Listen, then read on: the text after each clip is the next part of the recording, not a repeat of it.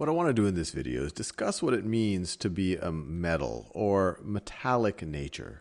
So first, let's just think about the metals that we encounter in everyday life, or based on our experience, the things that we associate with being a metal.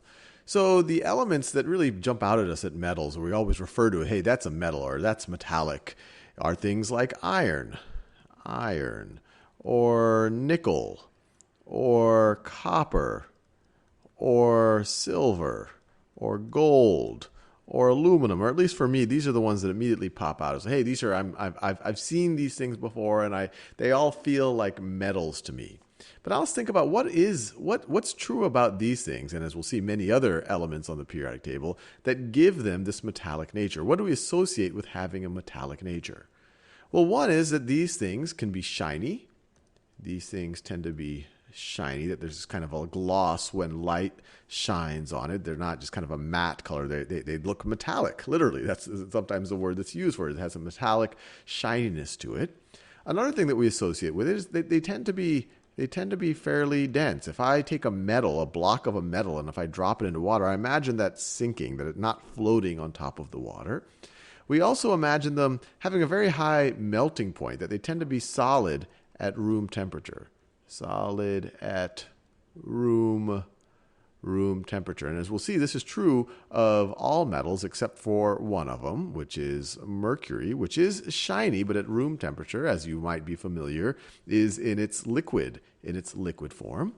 Now, the other things that I associate with a metal is that I can make things out of them I can bend them and shape them in different ways. If I think of aluminum foil, I can bend it. It's not just going to crack. I can bend it and put it into different shapes.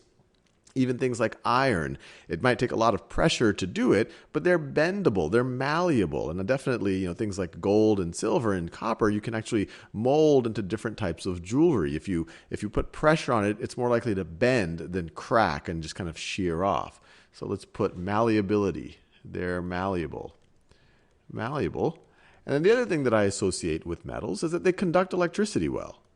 Conduct electricity.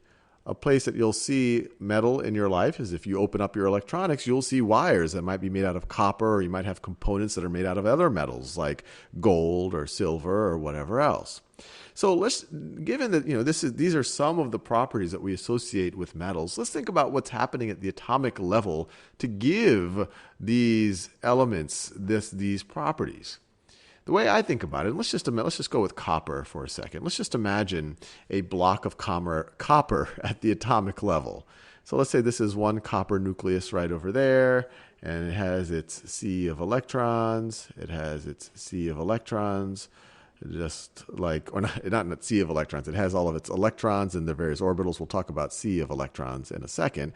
But this is kind of its cloud of electrons, I should say. So this is electron cloud. So the electrons are just jumping around in this cloud. It's really a probability density, or there's kind of a certain probability that could be at any point in that cloud. And so let's imagine a big solid piece of copper. So you would have a bunch of these. All together, all forming the solid. And what allows metals to be malleable, to do things like conduct electrons, conduct electricity, which is the movement of electrons, is essentially for them, they're very willing to share electrons with each other. By sharing electrons, so you can imagine this is one copper atom, that's another. Let's say they're sharing some electrons. That's what allows the electricity, or this flow of electrons, to happen. If these electrons are loosely bound, then if you put a potential difference, a voltage, let's say that you put a potential difference so that this side is more negative and that this side is more positive, then the electrons are going to want to get away from the negative charge, move towards the positive charge. And if they're relatively freely bound, they can kind of move from one cloud to the next, and you kind of end up having what's often called a sea of electrons. Let me write that down. You have a sea of electrons, which would make this conductive. And that's why you see so much wire made out of copper.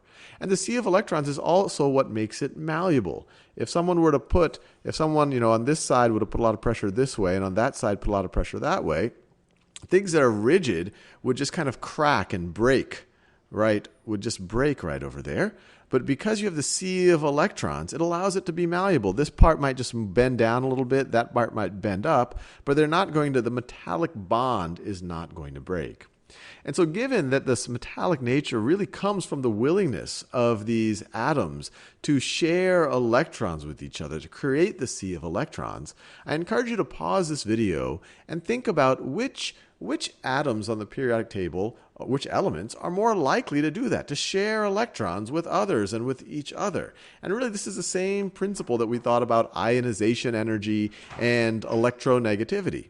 So pause the video. So I'm assuming you've had a go at it. So which elements are most likely to share electrons? Well, we've already seen that if we're on the left side of the periodic table of elements, group 1, for example, they only have one valence electron. It would be very hard for them to get enough electrons to complete that outer shell. And if they get rid of that one valence electron, they can go to a more stable state. So they really want to give away electrons. And the ones over here, they're so close. If we talk about the halogens, they're one electron away from completing their outer shell. They're greedy. They want to hog these electrons. They tend to be electronegative. The noble gases, they're done. They definitely don't want to share electrons with anyone. They're kind of in a very stable state. Now, the other thing that we've talked about is as we go down a group, our atoms are getting larger and larger and larger. So the outermost, that 55th electron in cesium, is much more loosely bound because it's further away than the third electron in lithium. So just as we saw as the elements in this bottom left have a very low ionization energy. It doesn't take much energy to remove an electron from them. These are the ones that are most likely to share electrons, and these actually have the highest metallic nature. So high metallic nature. And the ones on the top right, these are going to be the opposite. They're very unlikely to share electrons. They're very electronegative. They have a very high ionization energy. They have a low metallic nature. So I can imagine some things are popping into your brain at this point. We started thinking of the elements that in our everyday life we associate with metals. But what I'm saying is that these things over here have an even higher metallic nature. But what about something like calcium? Every day when a lot of people imagine calcium, they think of kind of a white chalky substance, very rigid, not very malleable, not very good, not very shiny, not very good at conducting electricity. Based on what I just told you, this would have a higher metallic nature than something like aluminum. What you have to remind yourself is that what you see is not actually pure calcium. That kind of chalky thing, that's calcium carbonate. Pure calcium, this is actually a picture of pure calcium. And it is shiny. It does have these metallic properties.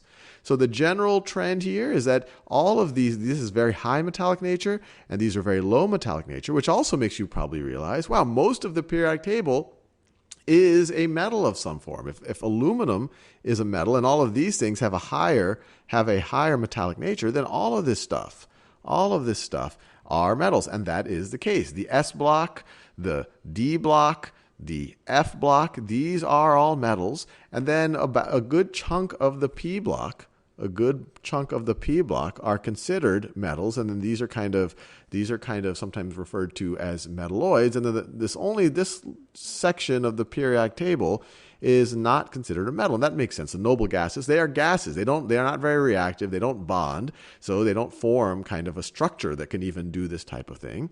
And these other ones over here, even carbon, when it formed a lattice, it does not conduct electricity well. It's not so. It tends to not be so malleable. If you think about something like a diamond, or if you think about, a diamond might be the best example of that. So anyway, hopefully this gives you a sense of metallic nature and the trends in the periodic table. High metallic nature, and as you go to the top right, lower and lower metallic nature.